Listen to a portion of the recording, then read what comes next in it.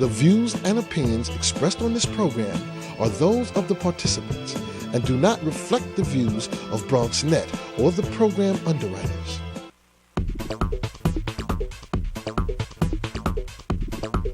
BronxNet. Your voice, your views, your vision.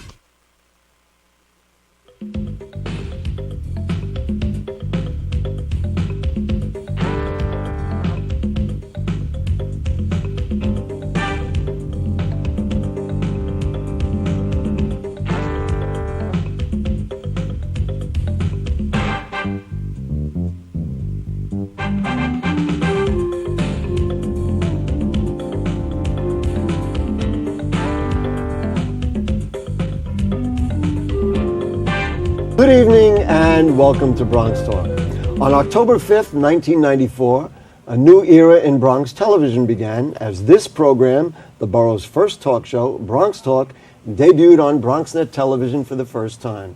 And tonight, on our 898th program, we celebrate our 19th anniversary with a show about one of the most significant Bronx projects in decades, the Kingsbridge National Ice Center at the Kingsbridge Armory. Our guests tonight are Richter and Messier. No, not that Richter, but yes, that Messier. Hockey legend Mark Messier is with us. If you'd like to weigh in with comments or questions for our guests, then call in at 718-960-7241, or you can email them to us at bronxtalk@hotmail.com, and we'll read those on the air during a future edition of our program. But for tonight, it gives me great pleasure in welcoming back to Bronx Talk for our 19th anniversary, the president of NIC, K-N-I-C, the Kingsbridge National Ice Center, Jonathan Richter. Good evening. Thank you for joining us. And he needs no introduction, but I will introduce him. Anyway, NHL Hall of Famer and former New York Ranger Mark Messier, thank you for joining us. Thanks for having us on. Let's start with you, Jonathan. Let's just start from scratch. I know a lot of people have heard talk about it, but let's lay it out there officially. Why the Kingsbridge National Ice Center at the Kingsbridge Armory, and why do the NIC partners say it's a game changer for the Bronx?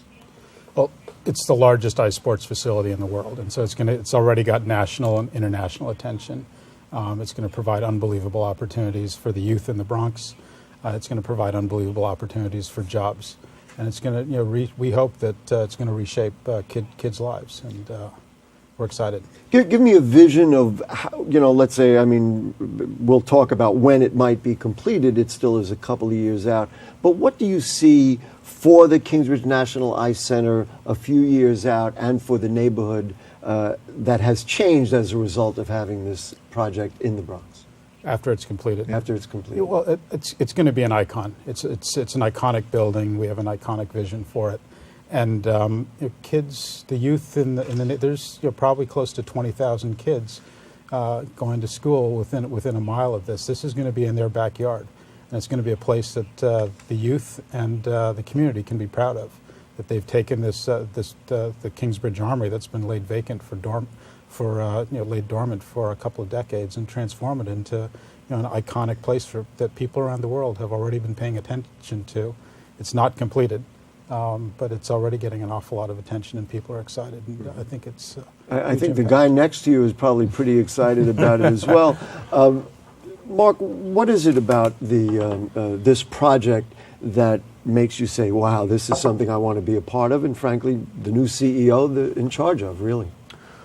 Well, I think for me personally, it dates back to when we won the Stanley Cup here in 1994, and we kind of transformed hockey in this area. I think the attention of the headlines, and we garnered so much attention, not only from people inside the hockey world, but people outside the hockey world as well.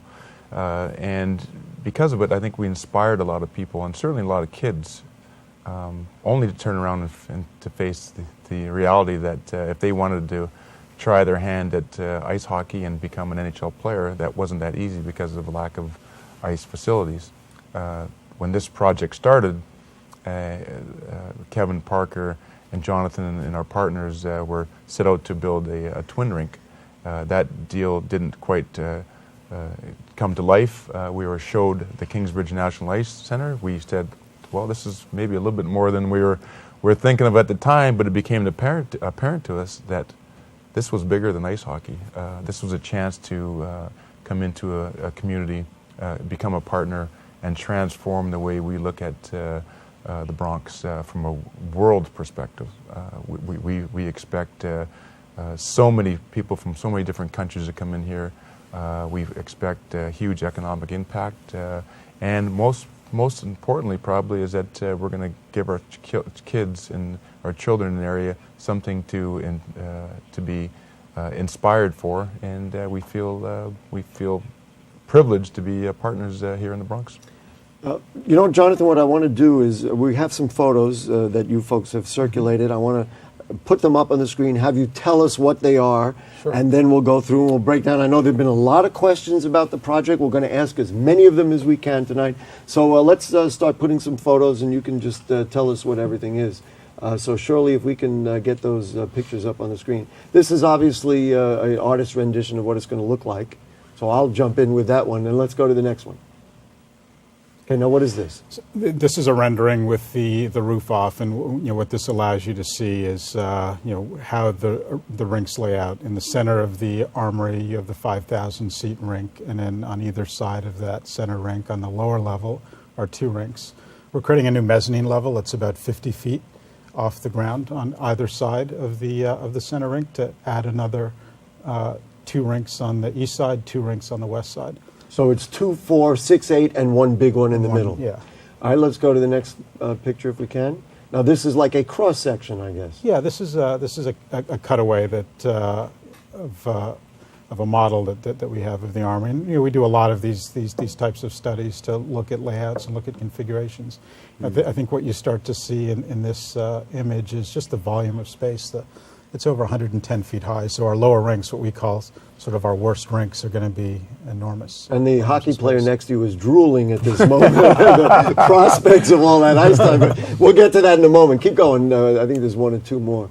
This is, I guess, the center ice? Yeah, that's the interior shot of the center rink. It's about 110 feet from center ice up to the top. It's going to be unbelievable. It's going to be like stepping into Madison Square Garden. Let's do one more. And there we go. This, I guess, is kind of a side shot. This is the promenade that runs 600 feet from east to west, and so we created this public concourse of sorts for people to walk up and down and to enjoy a coffee, to meet other players, so parents can meet. So it's pretty impressive. It really is impressive. Jonathan, let's review a couple of the concerns that we've heard. You've heard, we've heard from Bronxites. We've been to the hearings. Sure. Why 9 rinks? Many people say, well, fine, you want ice rinks. Mark Messier just said, well, there are 2 rinks, which we had originally considered.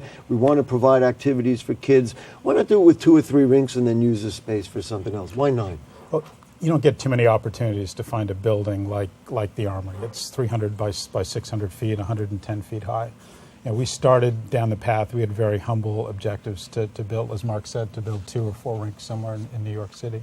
When we saw this building, we knew it had to, this was a national landmark building of national stature that had been dormant for a couple of decades. So we quickly did some research. We said, what's the world's largest ice sports facility?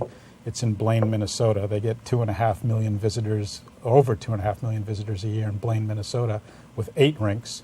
We said, this is New York City. We got to do one better.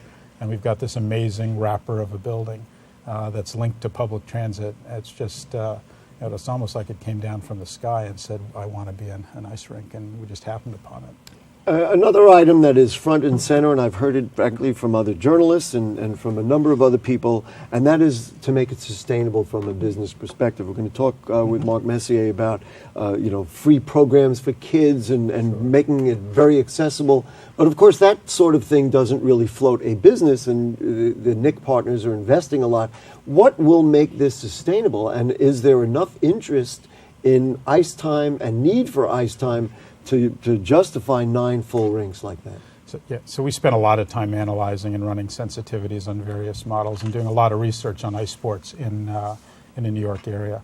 As Mark mentioned, there's not a lot of places for kids to skate in New York City. There's 7 indoor year-round sheets of ice. That's 1 sheet of ice for about 1.2 million people. National average is 1 sheet of ice per 100,000. Very hard to find sites in New York. Highest and best use is not putting up ice rinks, it's putting up apartments, it's putting up office buildings, it's putting up shopping centers. It's very challenging, and so there's a reason from a land use perspective that rinks just haven't shown up in New York, and so the demand is there.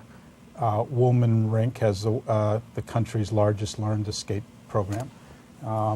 Ice hockey in Harlem and figure skating in Harlem run very successful, impactful programs. The waiting lists are twice as long as the kids in those programs.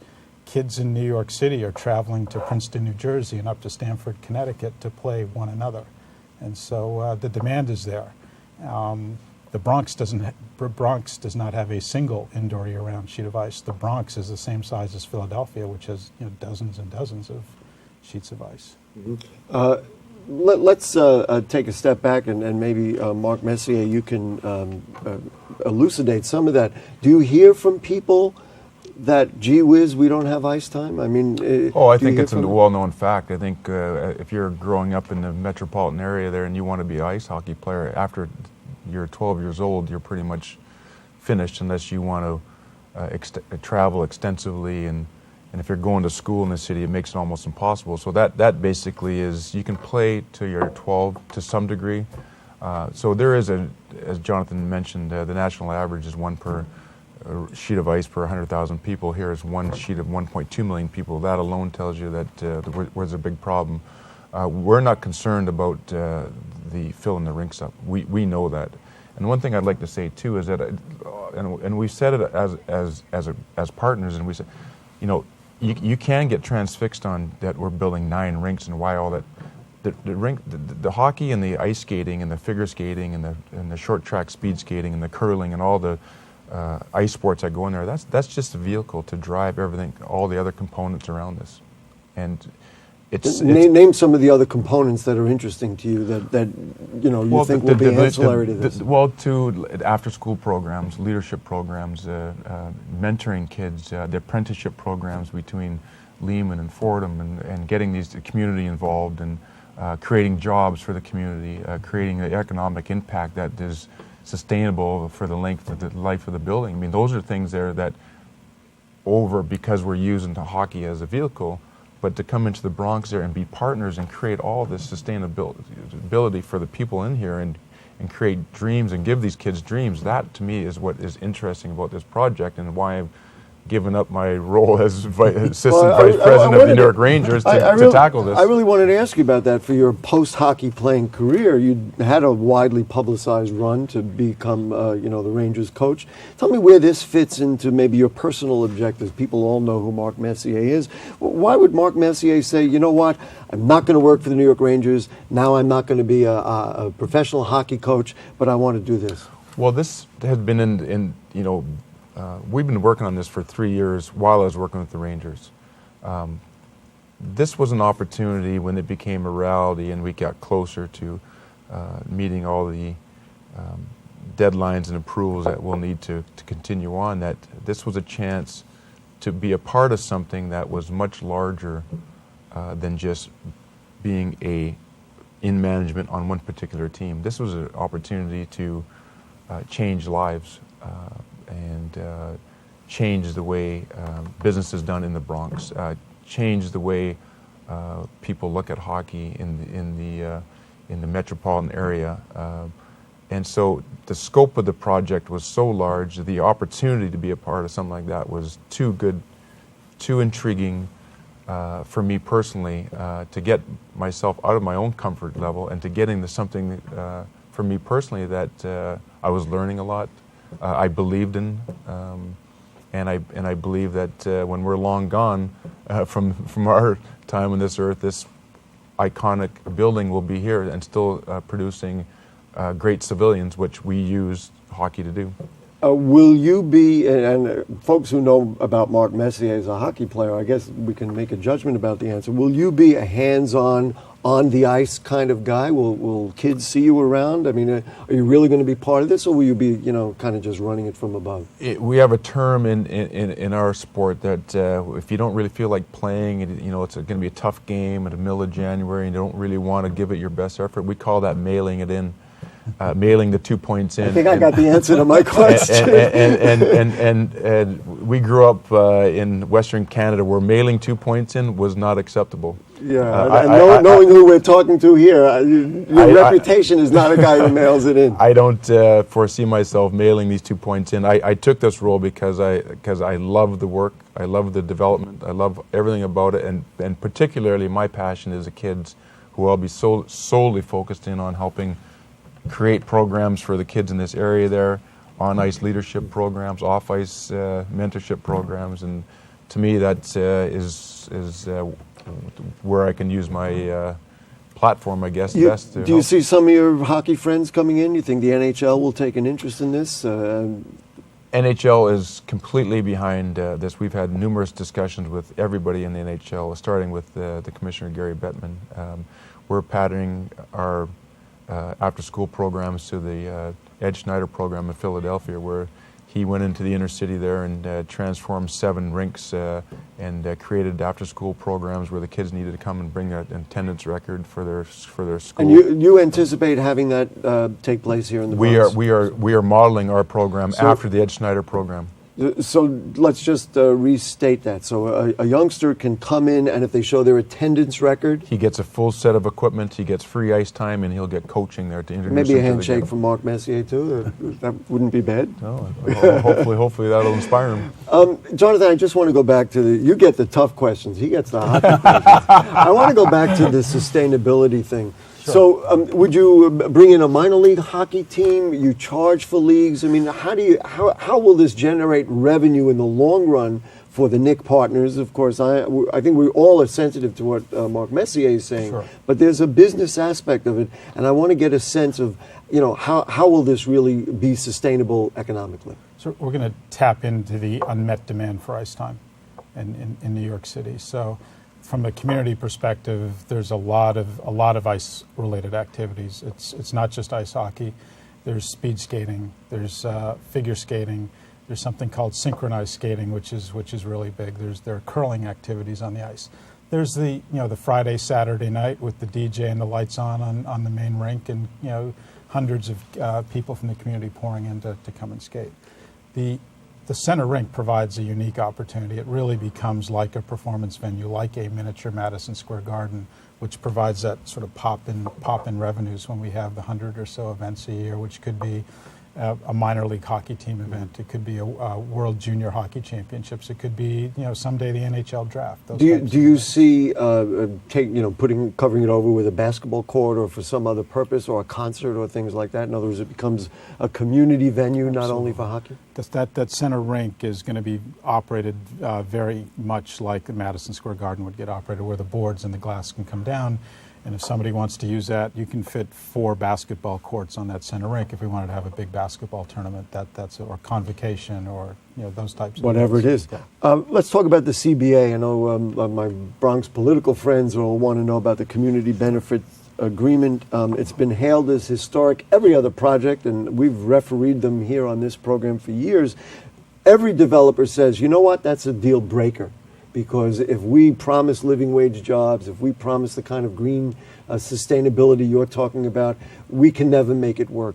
Why did you sign it, and can you make it work? 50% Bronx procurement and all those other goodies that people are excited about. From the get-go, we understood that if we found a site in New York City, that it's probably in an area where it's economically challenged. And so it was important to us that we created a facility, even when we're going to try to find a place to build 2 or 4 rinks, that we build something that was accepted and used by the community. So that was in the DNA of the project over 3 years ago, was the local community had to be involved. And this community and the community near the Kingsbridge Armory, as you've learned, would not sit back, certainly when that building was involved. No, we spent a lot of time over the past 3 years with the community understanding what the community's objectives were for the redevelopment of the Armory. And it became the criteria upon which we designed the programs that would fit into the Armory. Mm-hmm. If the community wasn't behind the project, we weren't going to fight the fight through the land use review process and butt heads with the community.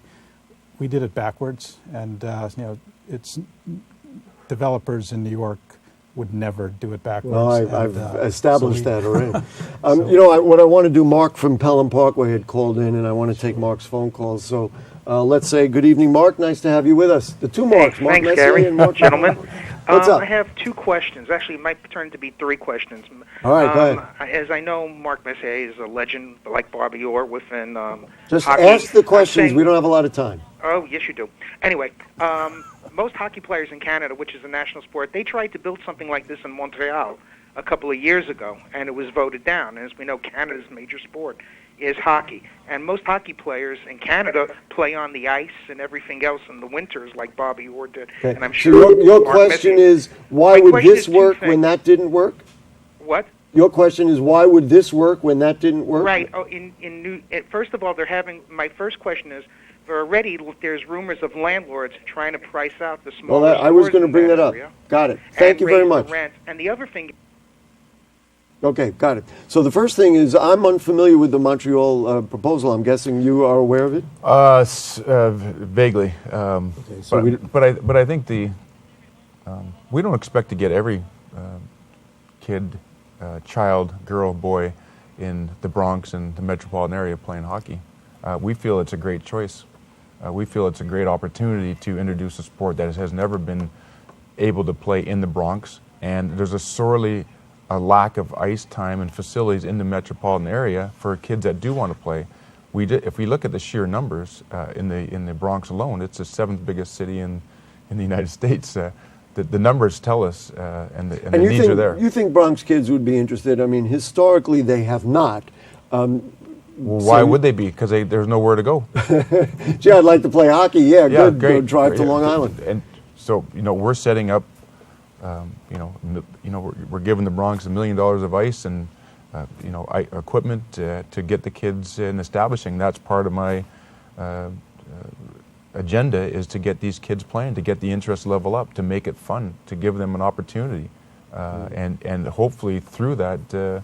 Just like the Ed Schneider program, these kids are, finishing school. They're getting their matriculation, and they're going off to colleges. And if we've done that, that's our responsibility. And that really is the benefits of hockey, figure skating, any athletic all activity. sports. Of course. Sports are just the vehicle. Jonathan, the second question, which I had on my list as well, is this idea of gentrification. That people are saying, well, great, so the neighborhood improves. Just when it improves, we get forced out.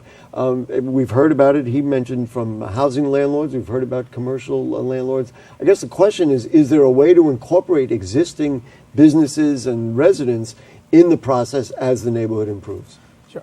Listen, the project is going to create a tremendous opportunity. There are going to be over 2 million new visitors coming to the Bronx every year, and so there's an opportunity for all of the businesses to be able to participate in that. Their customer base, the volume of customers that they're going to have is going to change. They are obviously going to have to change their business models to adapt to that and take advantage of that great new opportunity with people coming not just from around the Bronx and New York City and the region and the nation and around the world. There's going to be incredible opportunities to showcase the Bronx in the vicinity of the Armory. Yeah, and I think that was one of the things that was so appealing to us, and where the community really became to trust us, is that we're trying to enhance their businesses, not take away from their businesses. So I think that collaboration as partners has been huge. I will tell you, this is music to my ears, and I'm sure music to the ears of many Bronxites, because we hear so many developers and so many projects that have come in and haven't, willing to partner with the community, haven't spoken in the way that you're talking about it. What about traffic and cars? Now, people say, but it'll bring cars and traffic. The hope is that it will bring people in cars and traffic. How is that managed, and what considerations are there to handle the influx of, cars and trucks or whatever on already crowded streets? Sure. One of the amazing attributes of the site is the fact that it sits right on the 4 train. You can walk about 10 steps and walk into the building from the 4 train, and the B and the D are less than a 5-minute walk away. So incredible access to public transportation.